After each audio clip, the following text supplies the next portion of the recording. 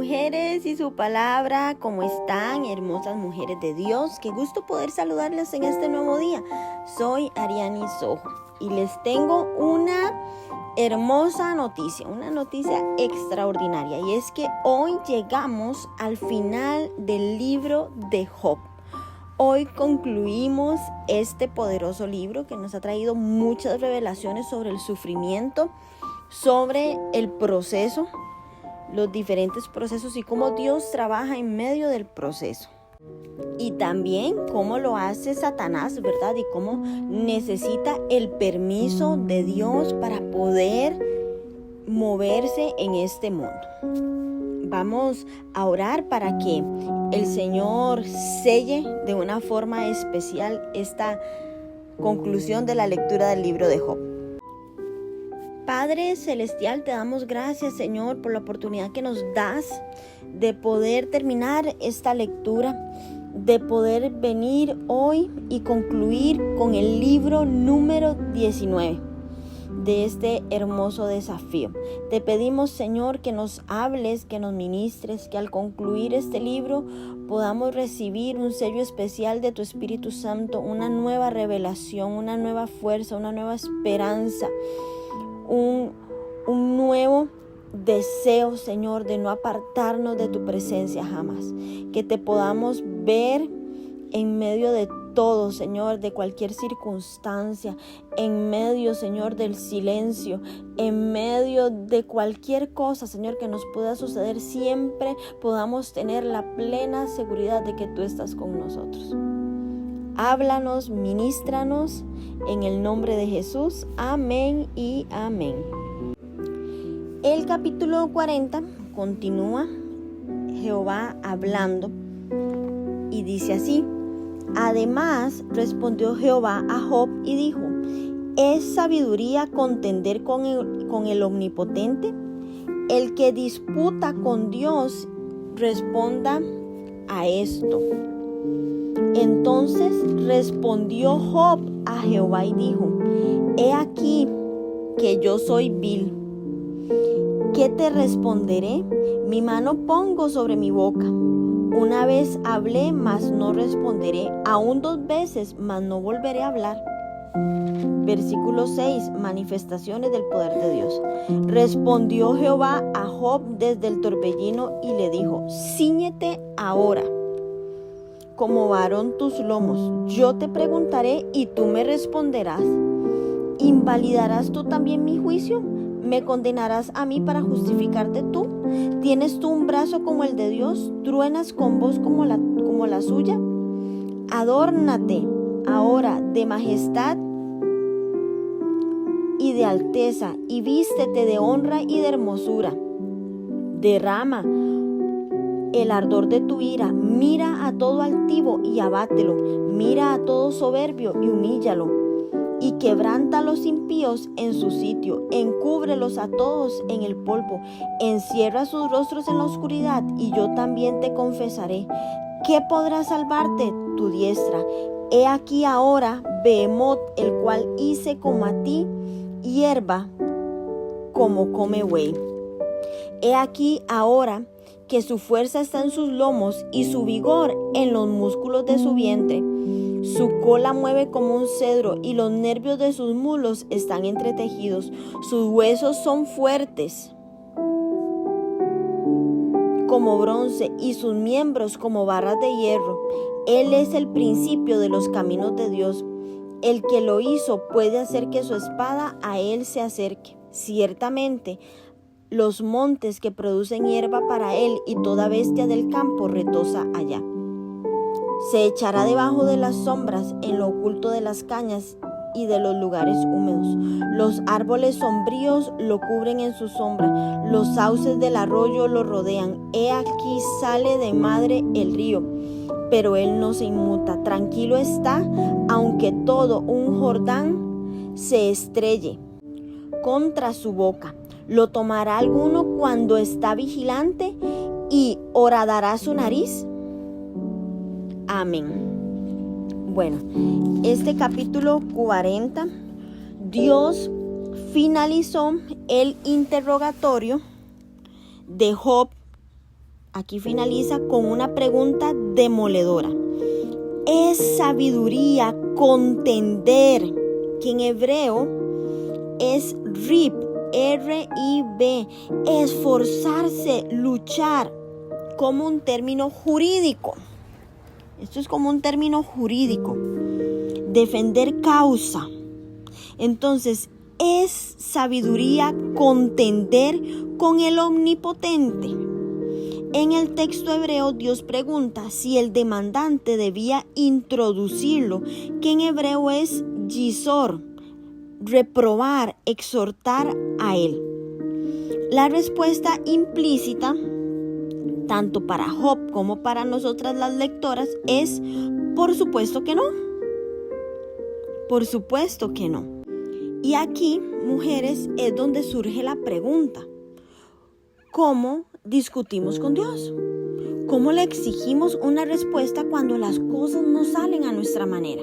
Cuando se pierde un trabajo, cuando alguien cercano a nosotras se enferma, cuando muere nuestro ser amado, cuando las finanzas están cada vez peor, cada vez más apretadas, cuando fracasamos o cuando surgen esos cambios inesperados.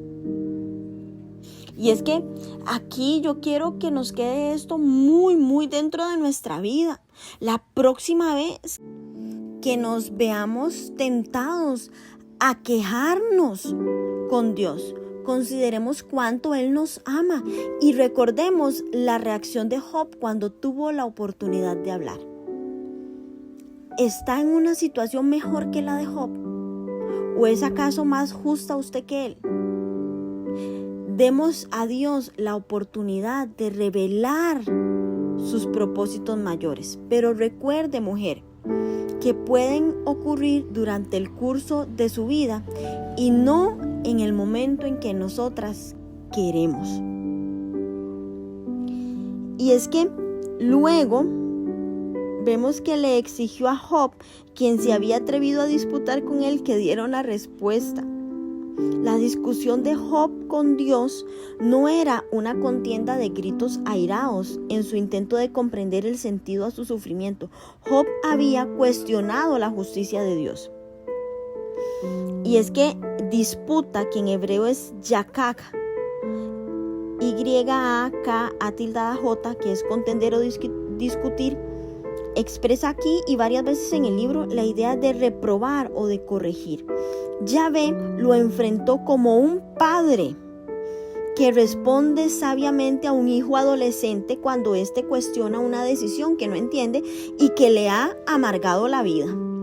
En lugar de negarse a escuchar la queja de Job o responder a ella, Dios expuso una serie de cuestiones sobre las cuales Job no sabía nada, ya que ni siquiera existía cuando Dios creó el mundo y además tampoco tenía el poder para sustentar la vida.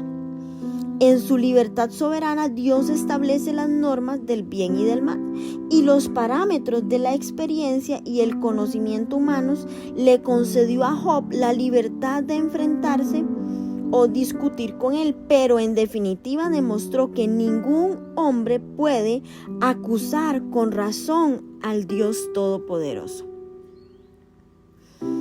Y vamos a ver a partir del versículo del 3 al 5 que Job respondió sabiamente al confesar su ignorancia y su falta de mérito. He aquí, que en hebreo es H-E-N, mira. También podría traducirse aunque, ya que, sí. Y la declaración yo soy vil, que es un diminutivo de ser vano, es decir, no pesado, conlleva la idea de que ya que Job no podía compararse con Dios, la mejor manera de responder era callarse y escuchar receptivamente lo que Dios tenía que decirle.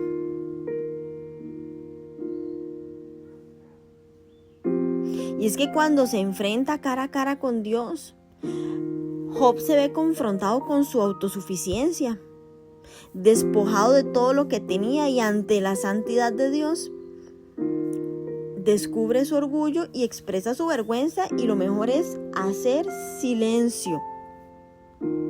Y a lo largo de su sufrimiento, Job deseó tener una oportunidad para defender su inocencia ante Dios. Y ahora Dios se le aparece y le dio esa oportunidad, pero Job sabiamente decidió quedarse callado, porque ya no era necesario hablar. Dios le había mostrado que como ser humano limitado no tenía ni la capacidad para juzgar al Dios que creó el universo, ni el derecho de preguntar por qué. Las acciones de Dios, mujeres, no dependen de las nuestras. Él hará lo que sepa que es mejor, a pesar de lo que nosotras creamos que es justo. Y es importante notar, sin embargo, que Dios vino a Job demostrando así su amor y su interés por él. Vamos a comenzar a ver después del capítulo 6 que Dios comienza esta segunda declaración, donde Dios no solo le ordenó a Job que escuchara, sino que también preparara una respuesta. La primera pregunta abordaba directamente la preocupación central de Job respecto a la relación entre el juicio de Dios y su propia rectitud. En la siguiente pregunta aparecen otras dos palabras temáticamente significativas, que es condenarás, que en hebreo es rasha, R-A-S-H-A tildada, y justificarte, que es sadak, T-S-A-D-A tildada Q.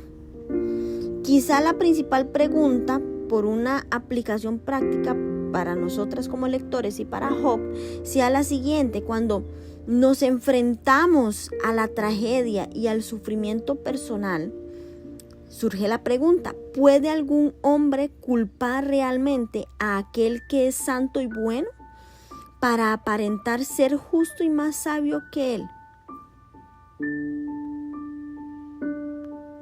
Y no es tan fácil de responder, ¿verdad? Porque vemos cómo se confronta a Job con la gran diferencia entre el brazo de Dios, su fuerza, su poder y su autoridad, y su debilidad personal. Dios lo desafió a hacer algo que Job tendría que admitir que le era imposible: asumir el papel de juez del universo y administrar la justicia perfecta. En la lista de acciones, Dios mencionó lo que les haría al altivo, al soberbio y a los impíos cuando finalmente desatara el ardor, que en hebreo es Ebrah, E-B-R-A-H, desbordamiento, cuando se desatara el ardor, cuando se desbordara el ardor de su ira. Si Job demostraba que tenía poder para emitir un juicio moral, Dios también lo consideraría apto para salvarse a sí mismo. Obviamente sabemos que eso no es posible. Job no solo carecía del poder de Dios como creador y sustentador de todo, sino que tampoco era capaz de ejercer la supremacía moral que solo le pertenece a Dios.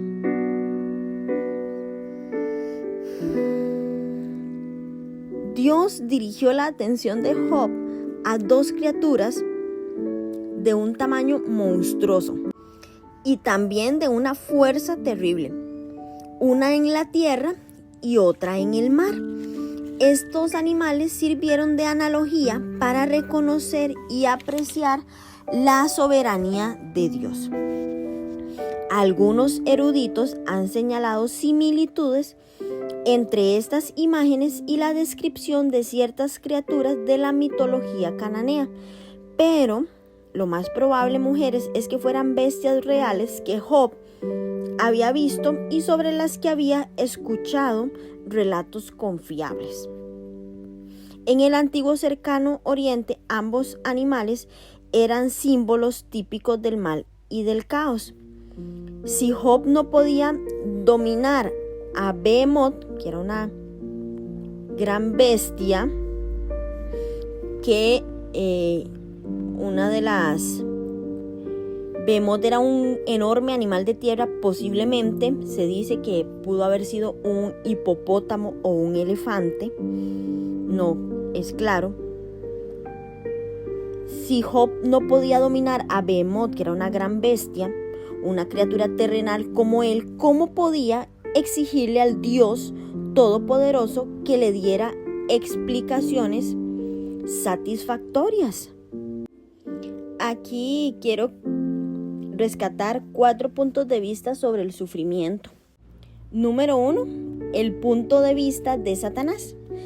La gente cree solo en Dios cuando está prosperando y no está sufriendo, y esto es un error.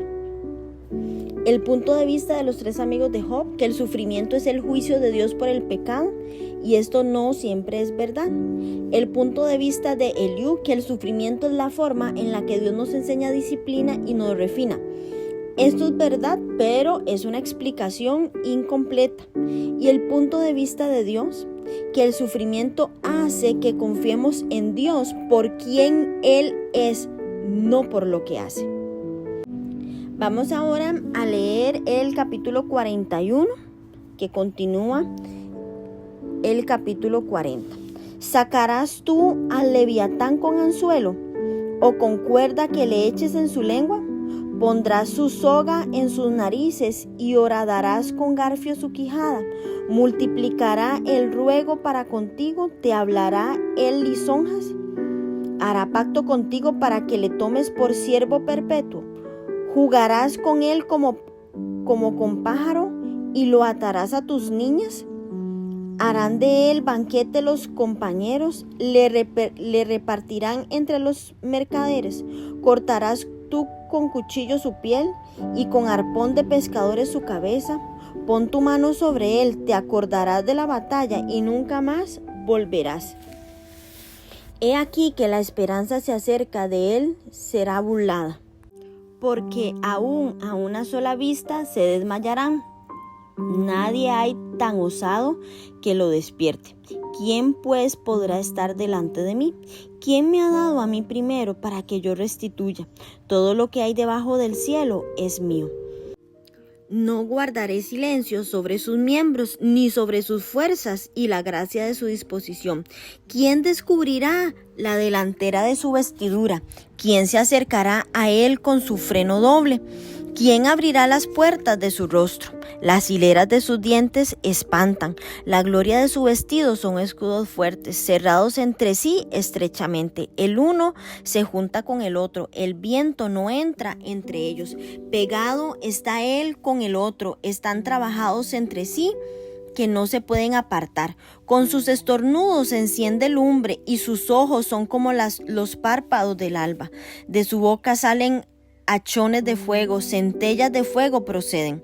De sus narices sale humo y como de una olla o caldero que hierve. Su aliento enciende los carbones y de su boca sale llama. En su cerviz está la fuerza y delante de él se esparce el desaliento. Las partes más flojas de su carne están endurecidas. Su corazón es firme como una piedra y fuerte como la muela de abajo. De su grandeza tienen temor los fuertes y a causa de su desfallecimiento hacen por purificarse. Saeta no le hace huir y las piedras de honda le son como paja. Tiene toda arma por hojarasca y el blandir de la jabalina se burla.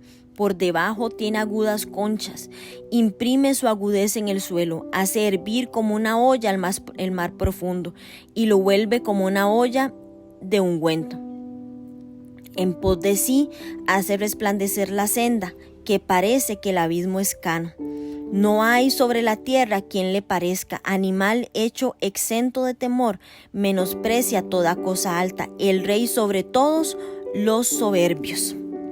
Amén.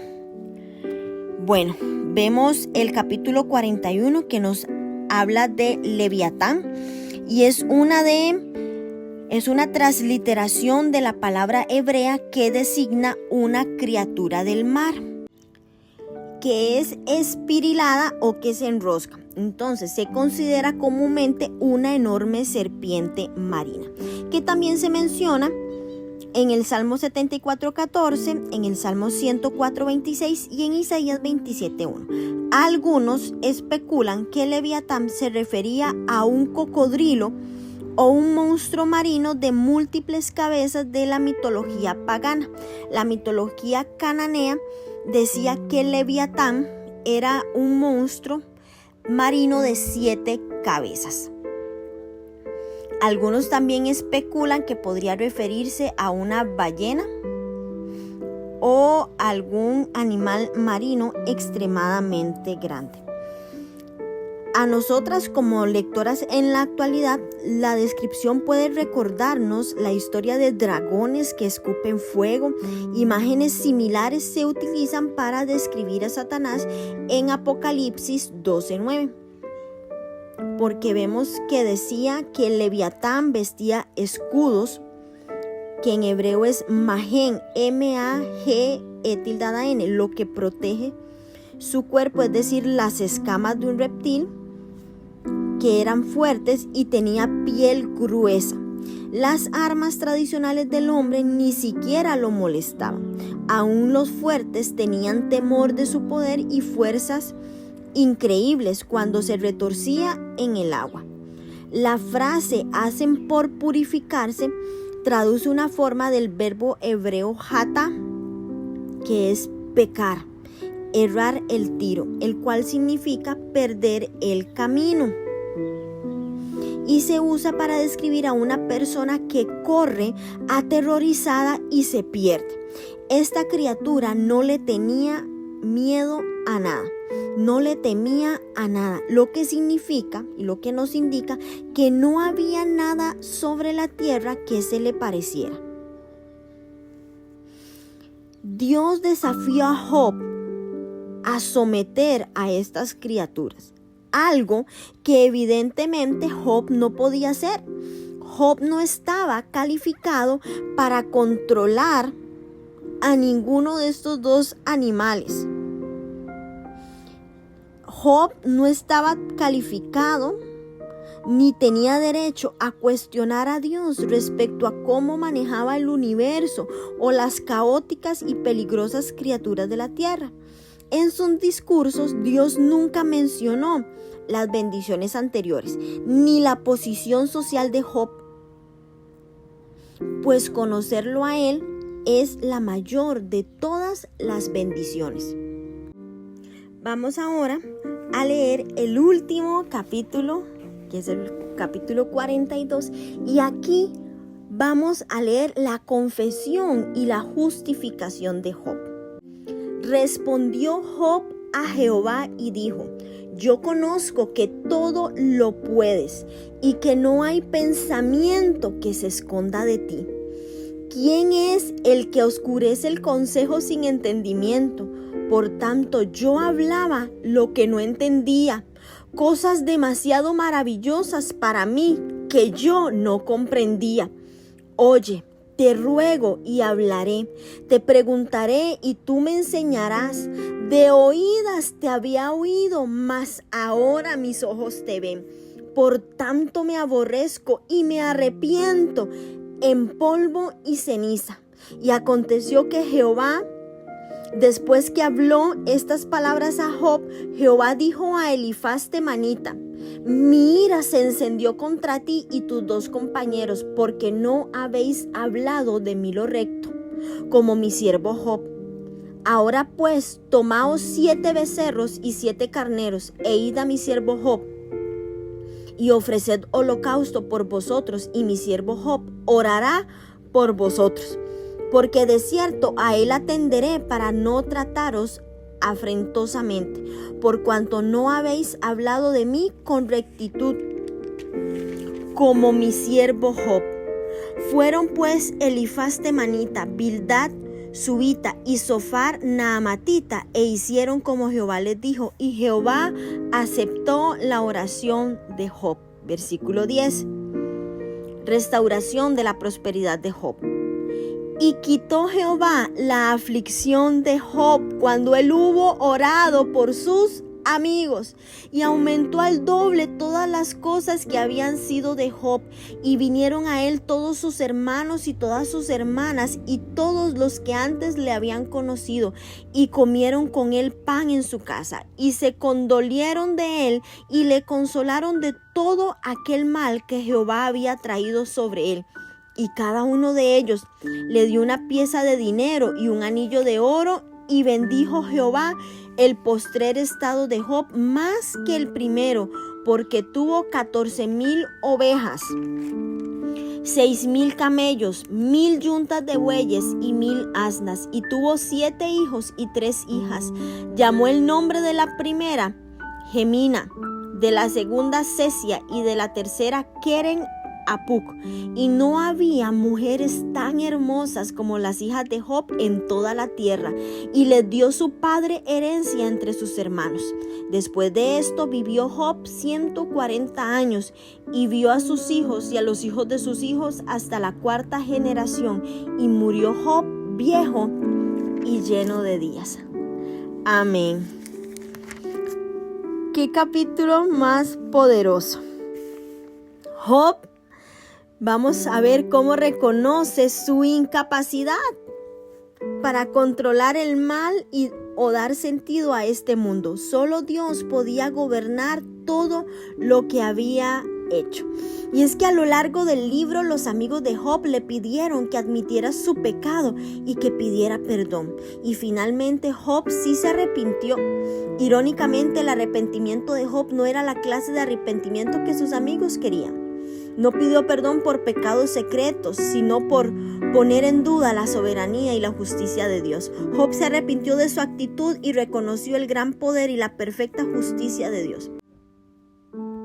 Y es que sí, pecamos cuando preguntamos enojadas si Dios tiene el control. ¿Por qué permite que esto suceda? Debido a que estamos atrapadas en el tiempo y no somos capaces de ver más allá del día de hoy. No podemos conocer las razones de lo que pasa. ¿Confiará en Dios aun cuando sus preguntas no sean contestadas, mujer? Las respuestas de Job que sus amigos le habían exigido definitivamente fueron demasiado maravillosas las cosas que él habló.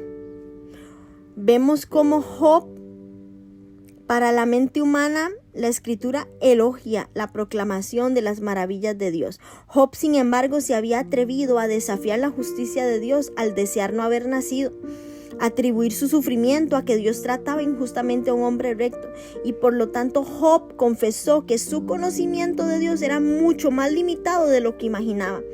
Antes de esto, el nivel de comprensión de Job respecto a Dios podría describirse como de segunda mano, de oídas.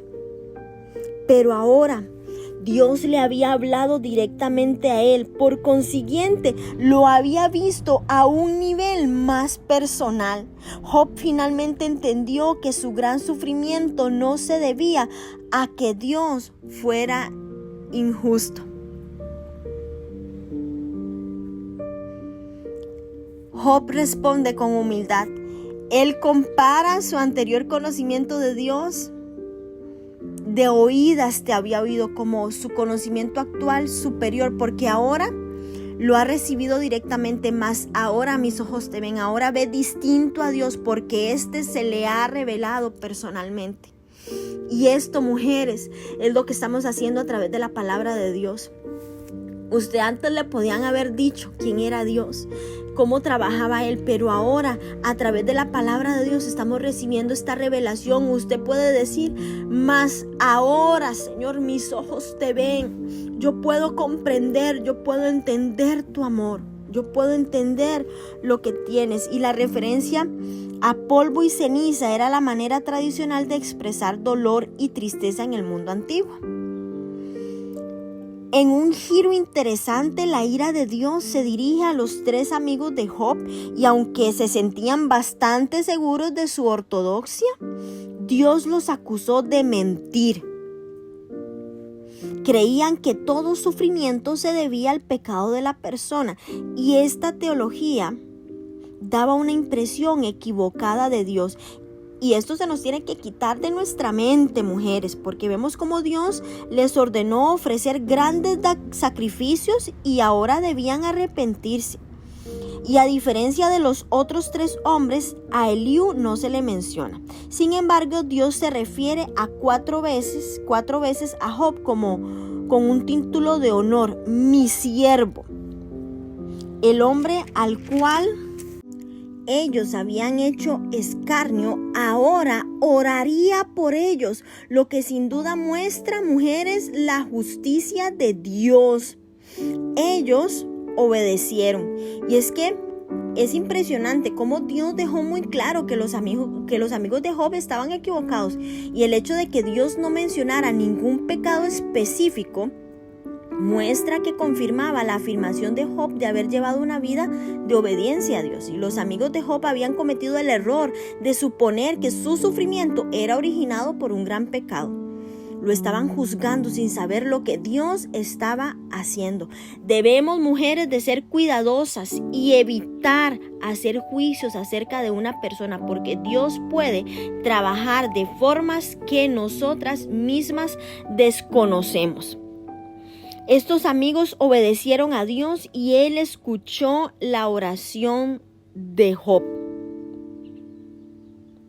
Escuchó la oración de Job. Y Job comenzó esta experiencia con la misma perspectiva teológica de sus amigos, que el mal les acontecía a los impíos, no a los justos. Sin embargo, cuestionó esa teología profundamente arraigada que, aunque por lo general cierta, no era una verdad universal. Dios entonces, en su efusión de su gracia, que Dios es tan extraordinario, Job se ha reconciliado totalmente con Dios. Ha mostrado que sirve a Dios con un corazón puro solamente porque ama a Jehová. Satanás estaba equivocado. Su prosperidad restaurada demuestra que una relación correcta con Dios asegura una vida abundante. Hubo orado. Orar, rogar, interceder, suplicar. Y este verbo aparece más de 80 veces y nos habla de la oración como intercesión, o sea, el pedirle a alguien con más poder y sabiduría que intervenga a favor de una persona que ora. Por ejemplo, Ana oró por un hijo, Ezequías oró porque se extendiera su vida, Jonás oró desde el vientre del pez. Además, Palal se encuentra en la promesa de 2 de Crónicas 7:14. Si se humillare mi pueblo sobre el cual mi nombre es invocado y oraren, entonces yo iré desde los cielos. Después de recibir mucha crítica, Job todavía era capaz de orar por sus 3 amigos. Es muy difícil perdonar a alguien que lo ha acusado de malas acciones, pero Job lo hizo. Si Job no lo hubiera hecho, no sé si el destino de Job hubiera sido la restitución, pero para mí todavía ahí había una prueba. Había una prueba en el camino de parte de Dios. El perdón, mujeres, nos trae libertad. El perdón cambia el destino de la historia de nuestra vida y de nuestra generación. El perdón puede ser el final de nuestra prueba. El perdón puede traer el final a la tormenta, a la tribulación, al sufrimiento. Porque después de que Job oró, dice, y Jehová aceptó la oración de Job y quitó Jehová la aflicción de Job cuando él hubo orado por sus amigos y aumentó al doble las cosas que había sido de Job. ¿Estás orando, mujer, por aquellos que te han hecho daño? ¿Hay rencor en tu corazón? ¿Puedes perdonar? Aquí hay una gran lección y tenemos que seguir las acciones de Job, a quien Dios llamó un hombre bueno. Ore por aquellos que te han hecho daño. Ore por aquellos que te han lastimado. Ore por aquellos que te han vituperado. Ore por aquellos que han hecho escarnio de usted. Ore por aquellos que han hablado mentira. Ore por aquellos que te han juzgado. Ore. Porque cuando Job hubo orado por sus amigos, aumentó al doble todas las cosas que habían sido de Job. Y esto es impresionante. Esto es impresionante. Porque tuvo 10 hijos. Tuvo el doble del ganado y posesiones previas a la calamidad. Tuvo hijas excepcionalmente hermosas para quienes Job guardó una herencia impresionante. Vivió 140 años más, lo que significa que probablemente tenía alrededor de 200 años cuando murió. La restauración de las bendiciones físicas de Job no indica que sus amigos hayan tenido razón, pero sí mostraba a las comunidades circundantes el agrado de Dios con Job. El Señor ciertamente bendice a los justos, pero en su soberanía. Él lleva a cabo sus propósitos conforme a su tiempo. ¿Hubiera cambiado el mensaje de Job si Dios no lo hubiera restaurado a sus bienes anteriores? No, porque Dios sigue siendo soberano, Dios sigue siendo Dios. Jesús dijo que cualquiera que renunciare a algo por el reino de Dios sería recompensado. Nuestra restauración puede no ser igual a la de Job, que fue tanto espiritual como material. Nuestra restauración completa puede no ser en esta vida, pero sucederá, mujer. Dios nos ama y es justo, y no solo restaurará lo que hemos perdido injustamente, sino que nos dará más de lo que podamos imaginar cuando vivamos con Él eternamente. Tómese fuertemente de su fe a lo largo de las pruebas y también será recompensada por Dios. Y si no es ahora, lo será en la eternidad. Pero no deje de creer. No deje de creer. Y aquí hay 3 hijas de Job que se mencionan. 3 bellezas sin igual, dice la palabra de Dios. La primera es Gemina, que significa paloma, y es un nombre usado con frecuencia para una novia para describir su forma elegante y su voz agradable. La otra era Cesia, que significa casia. Y esta era una planta aromática que produce una variedad de canela costosa, incienso. Y la tercera mujer que se menciona es Keren Apuk, que su significado es cuerno de pintura. Y es que posiblemente una caja de cosméticos, que en hebreo es Keren, una vasija hecha de cuerno con frecuencia simbolizando la fuerza. Con puk, un pigmento, una tintura, tal vez una referencia al antimonio, una pintura negra que las mujeres usaban para delinear los ojos. Llegamos al final del libro de Job y que queda grabado en mi corazón de este poderoso libro. Como demuestra, mujeres, el testimonio de Job, Dios bendice a aquellas que lo adoran y viven conforme a sus normas justas. Sin embargo, la prosperidad y la comodidad no son verdaderos indicadores del favor de Dios. En realidad, si tu fe en Jesucristo como tu Redentor vivo es genuina, Satanás se esforzará por distraerte. Satanás se esforzará por debilitarte. Satanás se esforzará por socavar tu relación con Dios. El libro de Job afirma que Dios sigue siendo soberano y amoroso, aun cuando una mujer que conoce de verdad al Señor no pueda ver ni percibir pruebas de su presencia o su provisión. Dios permite que la fe del creyente sea probada, mujeres, para demostrar si es genuina. Y lo podemos comparar con lo que dice el libro de Santiago en el capítulo 1, en el versículo del 2 al 18. En medio de la tragedia, Él permite que sus hijas expresen con absoluta franqueza su desconsuelo y su dolor y establece los límites tanto para la prueba como para la lucha con Él. Antes de indicarte que observes tus circunstancias a ti misma y a los demás desde su perspectiva. Las bendigo, mujeres, y su palabra. Gracias por mantenerse conectadas a este tiempo. Las bendigo por llegar al final junto conmigo del libro de Job. Espero que haya sido de mucha bendición como lo ha sido para mi vida. yo creo que no vamos a enfrentar las pruebas de la misma forma después de haber tenido esta revelación tan hermosa de este poderoso libro. Las invito a que usted deje su comentario de lo que quedó grabado en su corazón después de la lectura del libro de Job. Que tengan un día glorioso y poderoso. Recuerde que en medio de la dificultad, en medio de la aflicción, no estás sola. Dios está contigo.